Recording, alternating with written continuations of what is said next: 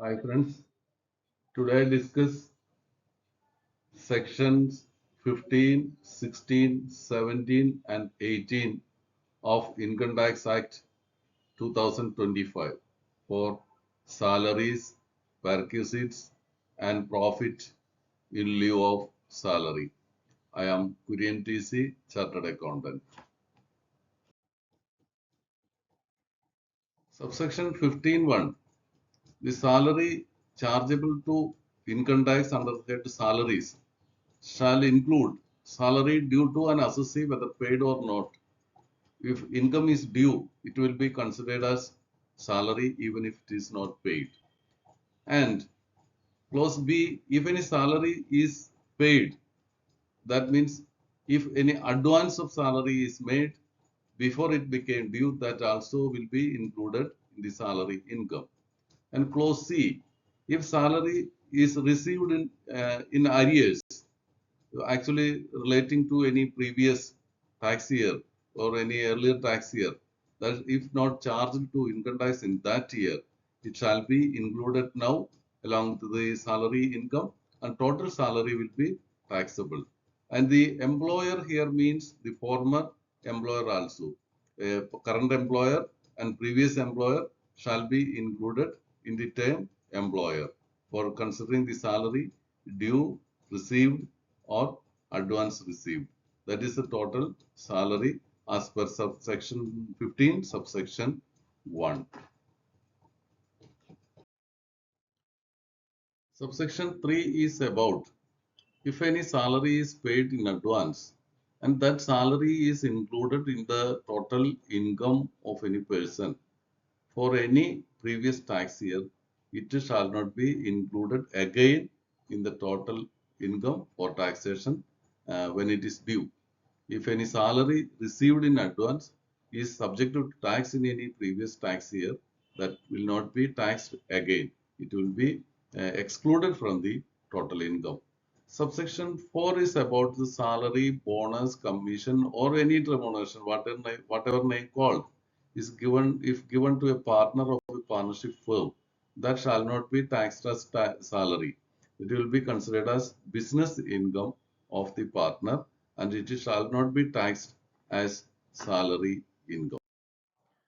Section 16 is components of salary income. What is total salaries received?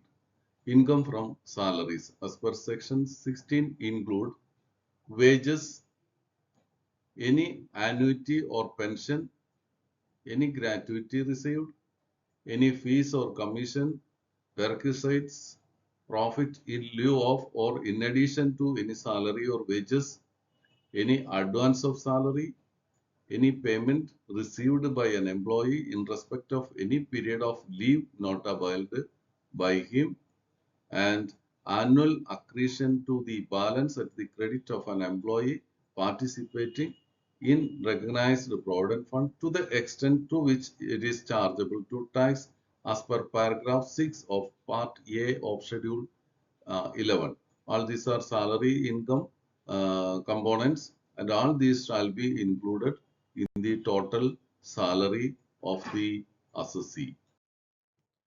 Clause J of section 16 says the aggregate of all sums that are comprised in the transferred balance of an employee participating in the recognized provident fund to the extent which it is chargeable to tax shall be included in the salary income of that employee or assessee. The balance in amount transferred to the recognized provident fund shall be chargeable to tax. Exemptions are available that we will discuss in subsequent session. Clause K says the central government has made any contribution to the account of an employee under a pension scheme referred to in section 124. That pension amount contribution shall be regarded as salary of the assessee and it shall be included in the total income. Here also deductions are available as per section 124 that will be available to the assessee. Clause L says The contribution made by the central government to the Agnivir Corpus Fund account of an individual enrolled in Agnipath scheme shall be included in the salary income of the employee as per section 125, and deductions are available in that under that section that we will discuss in the subsequent sessions, and that subject to that deductions the amount shall be chargeable to tax and will be included in the total salary income of the employee. Section 17 is about perquisites.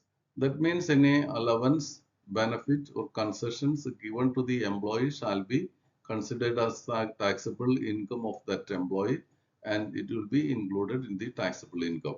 These perquisites are the value of rent-free accommodation, value of any accommodation provided to the assessee by his employer at a concessional rate which is in excess of rent recoverable from or payable by the assessee, and C, the value of any benefit or amenity granted or provided free of cost at a concessional rate by a company to an employee who is a director or who has substantial interest in the company, and clause 2, by any employer including a company to an employee other than above whose income under the head salaries by way of monetary payment from one or more employees exceeds such amount as may be prescribed. All these uh, payouts, benefits shall be considered as taxable perquisites and will be included in the total income of the assessee. Clause D is about value of securities or security shares allotted or transferred to the employees directly or indirectly by the current or former employer at free of cost or at concessional rate. This is one of the perquisites which in the form of shares or securities allotted, transferred or assigned to the employees by companies or employers, that shall be the pay amount allowed as concession shall be regarded as perquisite in the hands of the employee, and it shall be taxable income. Whether it may be at free of cost at a concessional rate. But the concession allowed shall be it may be full rate or may be partial. That shall be included in the total income of the employee. Clause E, the value of any other benefit or amenity as may be prescribed shall also be included in the total income. Clause F, any sum paid by the employer in respect of any obligation, but for such payment would have been payable by the assessee. Any amount, obligation paid by the employer in respect of an employee, otherwise it should have been paid by the employee, shall be regarded as perquisite and will be taxable in the hands of that employee. The term perquisite also includes, as per clause G, any sum payable by the employer to effect an assurance on the life of the assessee or to effect a contract for annuity, whether directly or through a fund other than a recognized provident fund, an approved superannuation fund, a deposit linked insurance fund established under section 3G of Coal Mines Provident Fund and Miscellaneous Provisions Act, or section 6C of Employees Provident Fund and Miscellaneous Provisions Act 1952. All these payments excluding these items shall be included as a perquisite in the hands of the employee and will be taxable. These funds shall not be considered as the contributions to these funds shall not be regarded as perquisites. All other assurance payments shall be regarded as the contributions by the employer for the employee and shall be regarded as taxable income. The clause H of section 17 says the aggregate amount of any contribution in excess of rupees 7,50,000 in a tax year made to the account of the assessee by the employer shall be taxable. The contributions to the funds like recognized provident fund, scheme referred to in section 124(1), that is pension fund, and an approved superannuation fund, that contributions in excess of rupees 7,50,000 shall be regarded as perquisite and will be taxable. Clause I says the annual accretion to the fund by way of interest, dividend, or any other amount of similar nature during the tax year shall be regarded as income. That credit to the fund shall be recognized as the income of the assessee and will be taxable to that extent. Subsection 2 is about the exclusions from the perquisites. The nothing in subsection 1 shall apply to the clause A, the value of any medical treatment provided to an employee or any member of his family in a hospital maintained by the employer.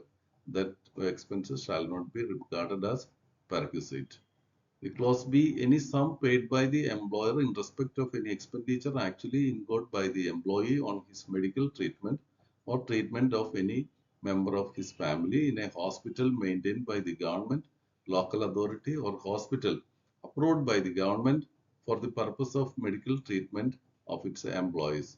Clause 2, in respect of prescribed diseases or ailments in any hospital approved by the principal chief commissioner of chief commissioner, that expenses incurred by the employer for the employee or member of his family member of his family shall not be regarded as the perquisite. Clause C of section 17 is the premium paid by the employer for the insurance taken for the benefit of an employee shall not be regarded as the perquisite if the scheme is approved by central government or insurance regulatory and development authority. If these approved schemes are provided to the employee, that expenses incurred by the employer for and on behalf of the employee shall not be regarded as perquisite and it will not be included in the taxable income of the employee. Clause D is any sum paid by the employer in respect of any premium paid by the employee to keep a force any insurance on the health of any member of his family under scheme approved by the central government or insurance regulatory and development authority shall also not be included in the taxable income of the employee. Clause C is about the expenditure incurred by the employer for the travel of the assessee from his residence to his place of work. That expenditure or vehicle expenditure, even if may be traveling or vehicle expenditure incurred by the assessee for his employment purpose shall not be regarded as perquisite and it will not be included in the taxable income of the assessee. Clause F is about the sum paid by the employer in respect of treatment of the employee or member of the family of his employee outside India, that shall not be treated as perquisite. The travel and stay abroad for the employee and member of the family shall not be regarded as perquisite, and the travel and stay of one attendant who accompanies the patient shall also not be included as perquisite. These are concessions, deductions, or tax-free perquisites allowed to the employee. Section 18 is about profits in lieu of salary. Section 1.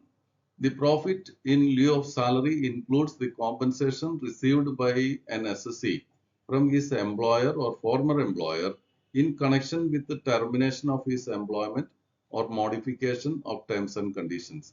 Due to these incidents, if any compensation is received by the assessee, that compensation shall be treated as taxable income and will be included in the salary income of the assessee. Clause B is any amount due to or received, whether in lump sum or otherwise, by the assessee before joining any employment or cessation of his employment shall be treated as profit in lieu of salary and it will be taxed as salary income of the assessee. Clause C is about any payment due to or received by an assessee from an employer or former employer or from Provident Fund or other fund to the extent to which it exceeds the contributions made by the assessee or interest on such contributions and the insurance sum from a keyman insurance policy including bonus. And all these amounts received by the assessee shall be profits in lieu of salary, and that shall be treated as income of the assessee if it is received from the employer or former employer, from Provident Fund or other fund uh, beyond the contributions made by the assessee and interest on such contributions, and the keyman insurance policy sum and the bonus, including bonus, shall be treated as income. The subsection 2 is about payments. In subsection 1C shall not include the schedule 2 serial number 3, 4 and 8 items and schedule 3 serial number 11 item. That shall not be treated as income of the assets. Thank you.